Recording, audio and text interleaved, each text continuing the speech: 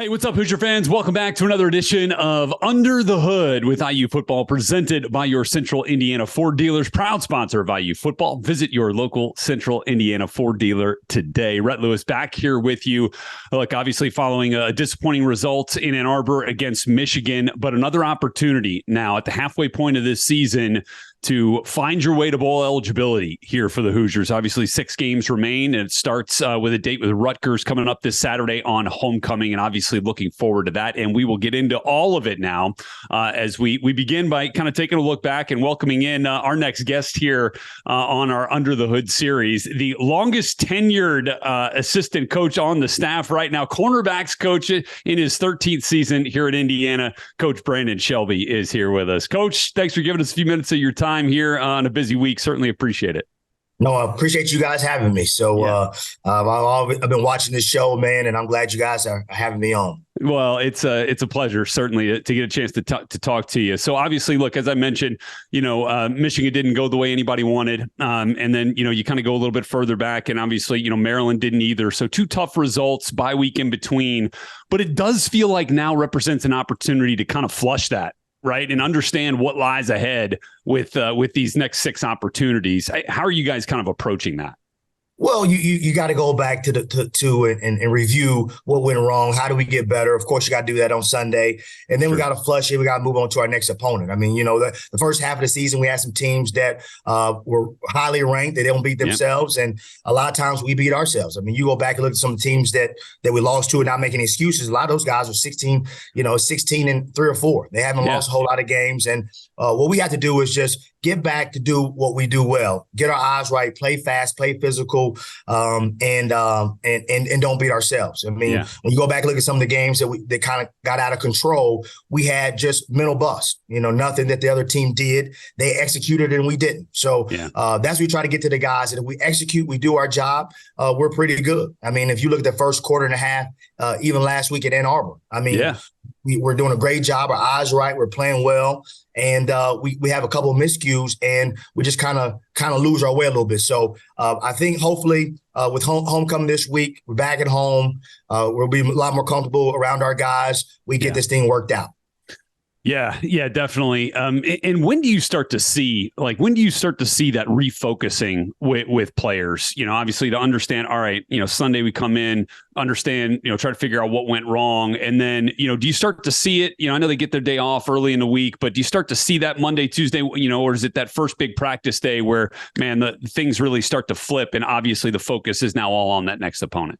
Well, when we first get in, we review the film, kind of go over the mistakes. That's kind of where you see a little bit of a lull because those guys, they work hard throughout the week, and they want to give the fans and everybody victory just like we want to get it ourselves. And so they're a little down usually when they get in. But after we have practice that afternoon and we start, doing the corrections from the game and start looking for our next opponent, you see that kind of it clicks a little bit to say, we got to move on, and then we give those guys Mondays off.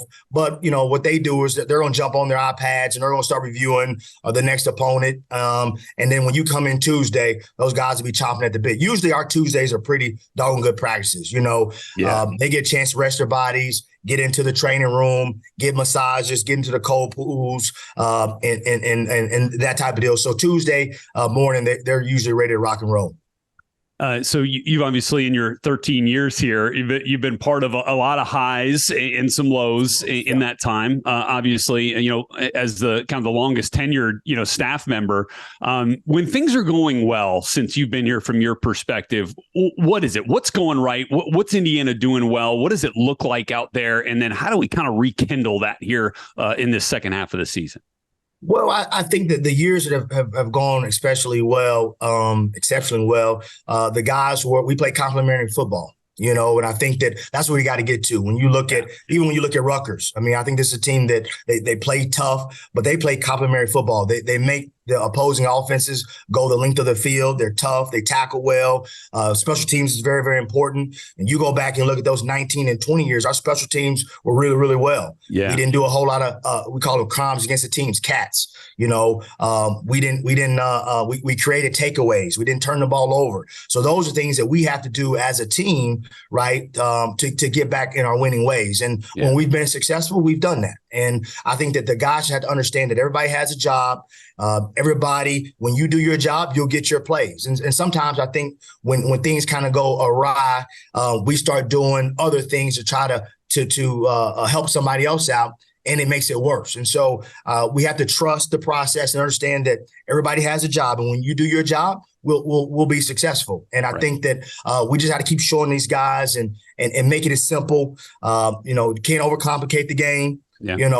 Get your eyes right, play fast. I'm just a big believer in that. I know there are a lot of scheme guys out there, a lot of guru guys, but I think teams that are successful this day and age make it simple so we can play fast. And if you happen to beat me, you beat me, but it's not getting beat out of confusion. And that's the one you don't like. Coach, I hear you talk about the eyes a lot, and obviously that's important for a cornerback and the guys in your room. Tell me what that really means to you and how you kind of communicate that message with understanding your eyes got to be in the right spot from the cornerback's position. Well, these offense coordinators are very, very smart. And so what they do a lot of times is they see where the eyes and where your focal point is to give you things to make you see people jet motion and they do orbit motion. Those are different types of things to get you locked in somewhere else, and they throw a pass over your head. So when we talk about our eyes right is get our eyes on our key. What is our key doing? A lot of times for us, when we're in the box, it's a tight end. If the tight end releases, it's a pass. If he blocks down, somebody's going to be pulling. So those are things that you try to get into their brain to understand when you get a certain type of action, this is the type of play that you should expect. And so when you look into the backfield, play action, hard play actions, flea flickers, those are usually when people are wide open because you have dirty eyes. So we always want to keep our eyes clean because at the end of the day, they're going to do they have tails too. And I think the team that is most disciplined are the teams that have clean eyes and they do their responsibilities well. Well, Coach, for, the last 4 years, I mean, we've gotten to know the guys from your room, right? Familiar faces, Jalen Williams, and Tywan Mullen. And now, this year was such a brand new group, it felt like, right? 3 transfers come in with Nick Toomer, with Kobe Minor, Jameer Johnson, and then obviously Jamari Sharp steps into a big role as a redshirt freshman. What's that process been like for you as a coach of that room, kind of understanding it was a big transition this year with the personnel? Well, it's something definitely new. The last, 4 or 5 years, we haven't had to really deal with a whole lot of newness in a room. We're pretty familiar with each other. And in fact, Tywan Mullen just texted me just a couple of seconds ago. And it's great to hear from him, just encouraging words, Coach, I know what you taught me. Just keep the process, trust the process. And so it's great to hear a former player just reach back to you. But that process is a little different because the transfer portal has changed, college football. Yeah. And this day and age, how do you get a group of guys who come from maybe different universities to buy into this model of LEO? Because a long time ago, you had a couple of years to develop that. Well, now you're taking this guy and you got to get this guy to believe in what you're saying, to love you, to appreciate you, to believe into your coaching within 2 or 3 months, and then you got to rock and roll. And so I think that's kind of the newest thing kind of going into what I call the new college football, and because really it's guys who are I call them free agents. They're coming in and you got to get them to buy into this system, learn your system. And they could have been at a place for, Nick Toomer was at Stanford for 4 years, a whole different system, different terminology, different ways of thinking. And then we got to get a guy like himself on board with us. And the same thing with Jameer Johnson and Kobe Minor. So I think that's kind of going to be the newness of college football. And that's the way it's going. And that's what you have to figure out. How do you do it? I still believe in, and I've been here for 13 years and blessed. I still believe it's about the people. I think people can understand if it's genuine. I think they know if it's fake, if it's just about you. And I think that they a lot of times are leaving programs because sometimes they feel that way. We've done a good job in recruiting and getting people from the transfer portal because we still believe in the process that at the end of the day, yes, it's football, but to play good football and to have a good organization, you have to have good people inside the building. And how would you kind of describe that buy-in from those 3 guys in particular that have come in and played big roles here early on in this season? Well, you know what? Any relationship, no matter, and this is what I told these guys kind of recruiting, I believe it. No matter if you're married, you got children, there's three things that kind of go with a relationship. First is consistency. You got to do what you say you're going to do, all right? And then when you're consistent in what you do, that opens the door for them to trust you. And once they trust you, then that allows them to love you and know that you have their best interest. So what I have to do when these guys come in is I have to be consistent with what I say I'm going to do. I'm going to coach you hard, right? I'm going to hold everybody accountable. There's not going to be one person gets treated different than the other, whether you are a senior all the way down to a freshman. I'm gonna coach you hard, but there's never a day when you're going to walk off the football field or walk out of my office and don't realize that I truly care about you as a person as well as a football player. That doesn't mean I'm not going to hold you accountable. That doesn't mean that I'm not going to tell you the truth. But when it comes to our relationship, right, your value doesn't mean anything to me whether or not you play 3 snaps in a football game or 55 snaps. Right. So I think that when they see that, they feel that, and I can be direct and hold you accountable. And then 10 minutes later, we're laughing and joking. I just corrected this play. That doesn't mean that I don't, care about you any type of way personally. So that's where I think the biggest thing that I've been able to do that I guess I've been blessed with is that ability to connect with people and there's a business, football is a business. Make no mistake about it. But the business side doesn't have to ruin the relationship side. So that's where I think that I've been able to kind of keep that in perspective. Yeah. I think that is so important, so valuable, obviously, and a big reason why you're such an asset to this coaching staff for sure. Let's get into some of these guys just in particular, because with Jameer out, the last couple of weeks, it's obviously been a lot of Kobe and Nick, and when he's been back, and then Jamari Sharp. Let's kind of start with Nick. It's been he was terrific, I thought, in the Ohio State game and into the Indiana State game, then got banged up. What particularly with his skill set do you feel is most valuable to what this defense is trying to do? Well, I think the great thing about Nick, he's so tall and long. I think people don't realize how big he truly is until you walk up on him and you see this 6'2" corner out there who is physical in the run game. He does a great job with his eyes. He's a great communicator. Very, very intelligent young man. I really love him when he comes to checks. He went to Stanford, and so he's very, very smart individual. So I love him because he's a big physical dude. He has a skill set to also cover, but in the run game, because as you know, as well as this week here, the Big Ten, they're going to run the ball. And you saw last week that in the past, I've had smaller, Corvettes, guys who can run. But where it kind of hurts you at times is when you play the Michigans of the world, you play the Wisconsin of the world back in the olden days when they just, they pound you. Yeah. And so the reason why I love Nick is just his durability, his toughness, his bigness, and his ability to think out the game. And he's a great communicator. So very, very coachable young man.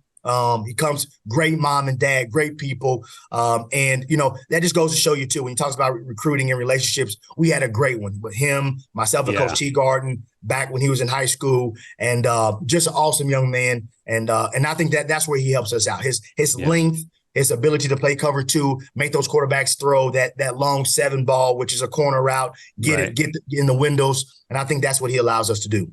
Yeah, definitely. And look, I know you guys aren't, necessarily matching up, corner with wide out, a lot throughout the game. But if you do get a bigger wide receiver, one of those guys that gets up in the 6'3", 6'4", 6'5" range, and then you're maybe, you want to have Nick on the field in those types of scenarios against those types of opponents because of that length. No doubt. I mean, if you think about last week when even Michigan got into their big heavy sets, they always had one, taller receiver to the field, and Nick was our big corner. He's going to go out because they're going to fade and slants. You know what I mean? And so a lot of times, as you probably see it in the NFL and just in college football, those bigger, longer receivers, they have length and can push off. And so you have to have somebody in there who's skilled enough to play the position, but also big enough to not get pushed around. And he gives us that when he's out on the football field. No question. And then, when he went down, we saw a lot more Kobe Minor, who I know was banged up a little bit to start the season. So, they kind of all been trying to get healthy at the same time. It feels like that's kind of starting to happen here a little bit. But with Kobe coming from Texas Tech, and understanding, what you guys are trying to ask of him now, how have you seen him respond and play this year? Well, if you look at our room, it's kind of really cornerback by committee because everybody plays. You know what I mean? And so those early weeks, we did have some bang ups, and we need some guys to step in. What Kobe gives you is he's really a good technician when it comes to the press man, but he's also big enough and physical enough to fit the run. So he's a guy that if a team is not going hurry up, he can play field or boundary. Yeah. You feel pretty comfortable with him doing both because he is a physical guy. He will stick his head in there and hit you. And so at the end of the day, I think that's what he kind of gives you. Yeah. He does have a really good football IQ. He's from Dallas, been playing football since he was, 5 years old. So for him, he gets it, he understands it, and he does a great job of communicating as well when it comes to just our defensive plays. And so, like I said, too, I love him just because at the day he doesn't say much, right? He comes to work every day. He's really a good young man. I will say, just in general, this room that I have, just overall, who they go to work, they take hard coaching, don't say a whole lot. You know what I mean? And so that's the reason why I really love these guys in general. But Kobe just gives that, he's kind of got that older feel to the room with him and Nick. They're kind of old. I call them old souls. You know what I mean? He's durable. He's dependable. You know what you're going to get. And he takes coaching, and he's just an awesome young man to have in the room. Sounds like that veteran presence, even Exactly. though that they're maybe not as experienced at IU, can That's still right. be very valuable for an otherwise young room. Speaking of youth, Jamari, obviously last year got a little time as a true freshman, but now steps into a huge role, right, as a redshirt freshman. How have you kind of seen, what's the best way to describe, his progression from, let's say, last year end of season to now midway through when he's getting a ton of reps? Well, just importance of, what he understands is just the importance of studying and learning the game. He's a taller guy. He can run like a deer. I mean, back in Florida, he's a 10-4 guy now. Yeah. But if you're running fast the wrong way, it really doesn't make a difference. And so what I had to kind of get him to is let's use his speed to your advantage. And so to do that, you have to study. You got to put in the work, and you just can't go out there on Saturday and just play. Because at the end of the day, the opposing team has a guy who's a 100-meter champion as well. So when talent is not good enough when two guys are just talented. It takes hard work. It takes studying. It takes learning the game. And the biggest deal for him is I just got to make sure that he just understands as he grows, as he matures, that what you put in, you get out. And I think as the season progresses, he's starting to understand that at the end of the day, I got to make sure that Monday through Friday, we're learning, we're studying, and we're watching film, and he's starting to kind of grow into that role, and he's played a lot of snaps. I mean, if you look at all the corners, he has more snaps than everybody else, and so I'm really, really excited about his future. He's a young guy that I think is going to make Indiana fans very happy in the future. Yeah, I love the way that he's played thus far, and certainly looking forward to seeing this final second half of the season from all these guys. So, how would you kind of describe that message now to your guys in particular, based on what you've seen from them these first 6 games? What do you want to see them go out there and do in the second half of the season? Let it rip. At this particular point, man, don't worry about all the things that people say. Unfortunately, in this day and age, these young men are on social media, and I want them to go out there and play for each other. Don't worry about go out there and play for each other. Do your best you can do. And I think that at the end of the day, we'll have an opportunity to go to a postseason, but we got to do our job. There's no teams in the Big Ten that are going to lay down. Any given team can win any given week. I mean, and that's the reason why I like just the parity in the Big Ten. It kind of reminds me a little bit of just kind of the NFL. You know what I'm saying? It's everybody can go out there, and if you put in your work, you have an opportunity to win. And if you don't, you'll get exposed. And that's the one thing about the Big Ten. And you saw that a couple weeks ago at Maryland. We didn't start strong, and when you don't start strong, you get exposed. And so I think that that's what I want those guys to finish out the season. We had the right defense, we had the right calls, and there's so many times, even in that Michigan game, where we missed a tackle. The plays that we practiced throughout the week that has opportunity to get a takeaway, we miss it. You know what I mean? And so those are the things that you got to teach these guys. It's no magical call. You are the magical call. Yeah, whooping somebody's butt. You know what I mean? That's football. You know what I'm saying? There's not going to be a whole lot of plays where you're just going to run free and hit somebody. You know, it's man on man, bone on bone, and that's what I want these guys to do. You know, and that's what I think we're heading to. And I'm going to keep challenging them, and I'm just going to keep coaching my butt off, and hopefully this week it sinks in there, and we can get a full game of Indiana complimentary football. Yeah, definitely. And look, and obviously, you know, it's early in the week, right? Players Day off today. You get back out on the practice field on Tuesday, but, you know, looking ahead to Rutgers here, just real quickly, Coach. I mean, look, you know, Gavin Wimsatt's a good quarterback. They don't throw it a ton over there, and haven't thus far this season. So when you talk to your guys this year, obviously you're ready for everything, but is there an emphasis on, hey, you guys are going to have, you know, it's going to have to be a physical game in terms of run support from the perimeter corners? For sure. You know, Coach Shiano has done a great job at Rutgers in creating a culture there of toughness. And that's what they build their program on. We're going to run the ball, right? And we're going to try to control the clock. And you're going to have to fit the run and beat us, and you have to do it for 4 quarters. Yeah. And it's going to be a physical game. And I told those guys too, man, you better take your couple of leave, buddy, because you're going to have to go there and fit the run, and they're going to do it for 60 minutes. And the team that can be the toughest for the longest will win this game. It ain't about the first quarter, first 15 minutes. The toughest team for the longest will win this game, and that's offense, defense, special teams. They're a tough team, and but we have the toughness too. And I want these guys to understand that you're just as tough as anybody else. The question is, you just got to decide to do it. And really, that's what football and defense is a decision that I'm going to be a bad dude today, and you're going to have to deal with me for 60 minutes. And so if we decide to do that here Saturday, we'll have an opportunity to win the game. And we got to win more of a one-on-one battles. We call them the 111s. We got to win more the 111s and more than Rutgers. And if you do that, you'll have a chance. You know, they're a tough team. They're going to run the ball. They got a big, thick running back who runs tough. They got a quarterback who looks like a stinking DN. He's humongous. And but he's got a strong enough arm where he's gonna toss a couple down the field, just to keep you honest. But they take great pride in running the ball and being tough. And we gotta take on this challenge and stopping the run and making the quarterback and those guys beat them with your arm. No doubt. Love that mentality. And then lastly, Coach, you know, we talked about, I think we've kind of seen it here throughout our little conversation. I think folks that are watching have probably gotten a chance to kind of see this a little bit, but you've been here for 13 years. You know, your how and why, right? How'd you get into this? How'd you get here? And then why do you love being a cornerbacks coach here at Indiana? Why do you love coaching up these kids? You know what? I got here, you know, I came in with Kevin Wilson years ago. And, you know, my biggest thing, my goal was this when I got here is I want to leave this cornerback room better than I got it.